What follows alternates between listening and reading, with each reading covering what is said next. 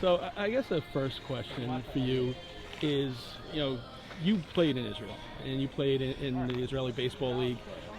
Unfortunately, it didn't last long, but what impact do you think just having the game there then had to what's going on now? Mark, that's an unbelievable question, and good for you for doing your research. Three of the key guys that were there for that year are still here.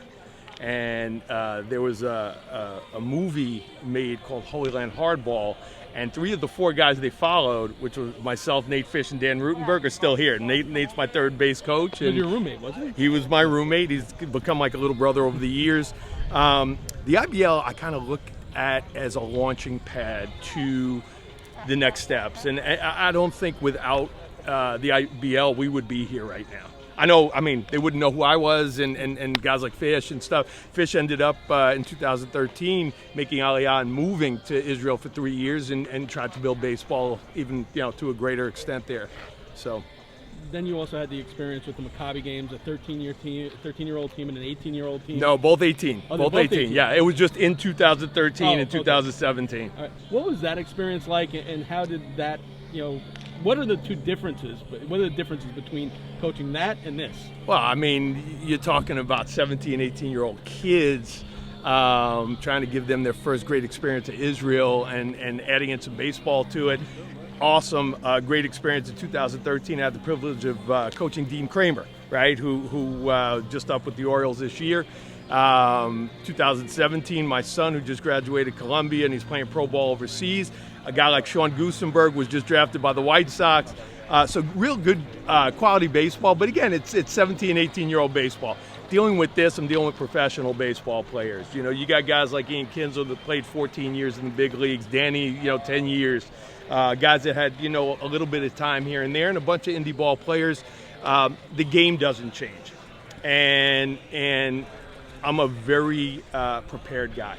So we go out there with, an attack plan, and if we execute, we do well. And if we don't execute on both sides of the baseball, then, at times we're not going to do well. It's just that simple. And regardless of the age and the level. So to get on the record for this, how different do you think the experience is going to be this year because of all the COVID restrictions that are put into place, how it affects off the field and on the field? So, I again, as a coach, and I own and operate a facility in Westchester, and I have 15 teams to play for me. What I try to teach kids as early as 9 years old is to control what you control. We can't control all the stuff going on with COVID. We can only control what happens on the baseball field. It's going to be weird. None of us have been to the Olympics before, so we have nothing to compare it to. But the closeness of this team and the glue that holds us together are going to continue to get us through this. Also, you take a look. Unfortunately, there are 6 teams in the bracket. Yeah. 5 of the 6 are rated in the top 7 in the world. Right. You guys are rated 24. Right. What's the message? I love that. Yeah, the message is any day, anything can happen on a baseball, football, basketball court.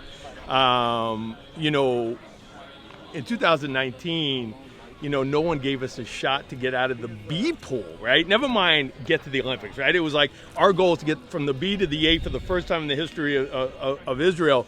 And once we did that and we qualified to get to the Olympic tournament, we go, guys, we're here. We might as well just keep going and win this whole damn thing. And that's the power of we. The difference here is when you're dealing with guys that have been playing for money, in a lot of cases, they're playing for the names on their back because they're playing for contracts and money and fame. Here, they're playing for the name on the front, and it's just so much more meaningful. So anything can happen any day, and the only thing I promise you is we will be prepared, and we're going to go out there and compete every day. So what type of scouting have you done on the opposition? Traded with the former Major League guys, other former Major League guys. How do you scout the other teams? We have scouted them.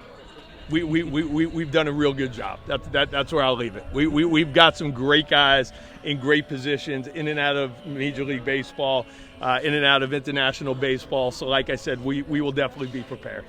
Do analytics play a part in the Olympics? Sure, analytics play a part anywhere. The difference between the Olympics and 162 game season is you don't have time to mess with things and test things and see if they work out. We have to win games right off the bat.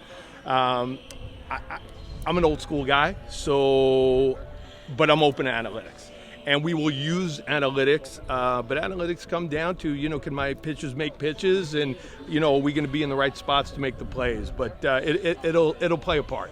You mentioned the Maccabee team and this team and the differences, but you also mentioned your training facility, where in the offseason a lot of pros come to you Sure. as well. Sure. So how much does that help you not be intimidated by, a Kinsler or a Valencia, guys who've had, tons of experience in the majors? One of the things I kid around with all the time is I tell them, listen, I'm coaching against Sosha and Jerry Weinstein, so we know off the bat I'm going to get out coached, and you guys are just going to have to pick me up. I've been dealing with these guys on and off the field for years. They're normal people. They've been playing at a pretty high level. I have no ego, and I look to learn as a coach every day, and I challenge everyone to get better at what they do every day. So no, it's not intimidating at all, and these are just great guys. Like I said, just helping the team. Everybody wants to help the team. 2 local kids are, on your pitching staff, Matt Shora and Alex Katz. Tell me a little bit about those 2 and what they bring to your squad. Well, it just happens that the 2 Long Island guys are 2 funky guys for me. Soren's like a whole bunch of arms and legs at 6'4", coming from the opposite side of the rubber, and I'd consider him, really kind of a righty matchup type guy. Where Katz is funky. Katz is, 93 to 95, with a break your knee slider. And again, I don't know that either one of these guys are going to be distance guys in the Olympics, but they'll definitely be, more matchup type things. So you both see them, coming out of the pen. I see both of them out of the pen. Yes. All right. Yes. All right. Cool. And how much does Zaid's experience play into this Olympic Games? Well, one of the great things about this team, you had a guy like Zaid or Muscat. Jeremy Bleich. I've got more guys that graduated from Stanford and Yale and Columbia. It's insane. I mean, I'm around unbelievably smart guys nonstop. And in addition to that, they played baseball, right? So you got a guy like Zaid who his career ended, and now he's working as a pitching analyst for the Chicago Cubs. It's huge because he's an on-the-field pitching coach. He can make adjustments to his own game, pitch to pitch, and it's a pleasure having him around. Just touching back to Ian and Danny. Sure. Have they taught you anything that may have made this team better than? I mean, there are little things that I really don't want to go into because some of it is, like things that we may implement. But yeah, for sure, you'll hear, Ian pull the team together and say, hey, in Detroit we did this. And Danny might say, hey, in Oakland I had a guy that did this, and maybe we should try that. And like I said, whatever's going to help the team, we're open to. Sure. Lastly, from me, Sure. Israel in the history of the Olympics, I think, have 7 gold medals. What would it mean for this team, come one day? I mean, they won't put it on you. They'll hand you the medal on a Right. tray now, is evidently the protocol. Right. What would that mean to you personally?